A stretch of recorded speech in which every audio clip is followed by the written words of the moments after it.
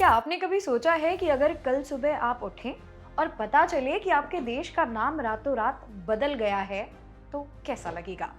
अजीब लगेगा। लेकिन दोस्तों, दुनिया के नक्शे पर ऐसे कई देश हैं जिन्होंने अपनी पहचान बदल ली है। कभी गुलामी की बेड़ियां काटने के लिए, तो कभी अपनी संस्कृति को बचाने के लिए। आज के इस कुछ मिनट के सफर में हम दुनिया की सैर करेंगे और जानेंगे उन देशों की कहानी जिन्होंने नाम बदलने का बड़ा फैसला लिया। तो चलिए शुरू करते हैं। सबसे पहले बात करते हैं हमारे पड़ोसियों की। क्या आप जानते हैं कि म्यांमार को पहले दुनिया बर्मा के नाम से जानती थी? साल 1989 में वहां की सरकार ने नाम बदला ताकि देश के सभी समुदायों को एक साथ लाया जा सके। अब थोड़ा सा नीचे चलते हैं समंदर की तरफ। श्रीलंका साल 1972 से पहले इसे सिलोम कहा जाता था। यह नाम अंग्रेजों ने दिया था। आजादी के बाद वहां के लोगों ने सोचा, भाई हमारी अपनी पहचान है तो नाम अंग्रेजों वाला क्यों रखें, और इसी तरह सिलोन बन गया श्रीलंका। और हाँ, थाईलैंड को कैसे भूल सकते हैं। 1939 से पहले इसे सियाम कहते थे। थाई शब्द का मतलब होता है आजाद, तो उन्होंने दुनिया को बताया कि हम एक आजाद देश हैं। चलिए अब थोड़ा सा दूर चलते हैं। दोस्तों, क्या आपने पर्शियन बिल्ली या पर्शियन कालीन के बारे में सुना है?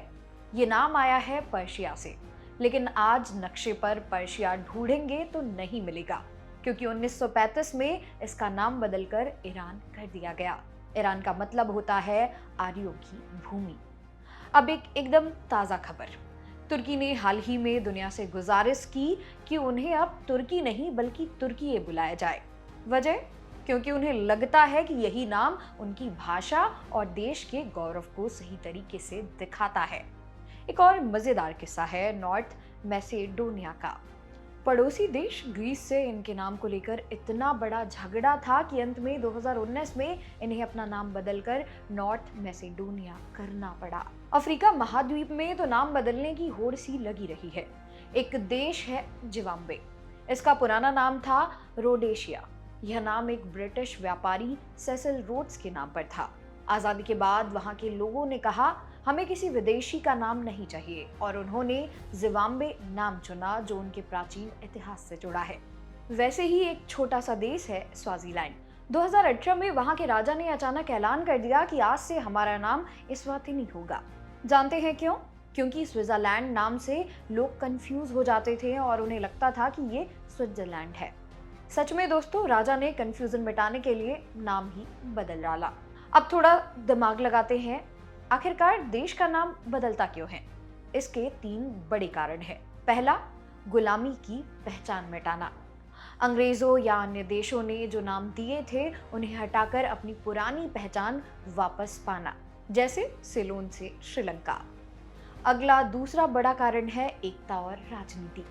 जब देश के अंदर कई भाषाएं और लोग हों तो सबको एक सूत्र में बांधने के लिए नया नाम रखा जाता है, जैसे कि म्यांमार। और अगला पॉइंट है अपनी भाषा का सम्मान, जैसे तुर्की ने किया, ताकि दुनिया उन्हें अपनी भाषा के नाम से पुकारे। तो दोस्तों, आज हमने जाना कि नाम सिर्फ एक शब्द नहीं होता, बल्कि एक देश का इतिहास, उनका संघर्ष और उनकी हिम्मत होती है। अब चलते चलते एक छोटा सा क्विज आपके लिए है। थाईलैंड का पुराना नाम क्या था? स्वाजीलैंड का नया नाम क्या रखा गया? इसके साथ ही किस देश को पहले पर्शिया कहा जाता था? इनके जवाब हमें कमेंट बॉक्स में ज़रूर बताएं और इस विषय पर अपने दोस्तों के साथ ज़रूर चर्चा करें। अगली बार जब आप वर्ल्ड मैप देखेंगे तो आपको पता होगा कि इन लकीरों के पीछे कितनी बड़ी बड़ी कहानियां छुपी हैं। पढ़ते रहिए, सीखते रहिए। मेरा नाम है मोनाली पांडे। मिलते हैं अगली वीडियो में, तब तक के लिए ऑल द बेस्ट।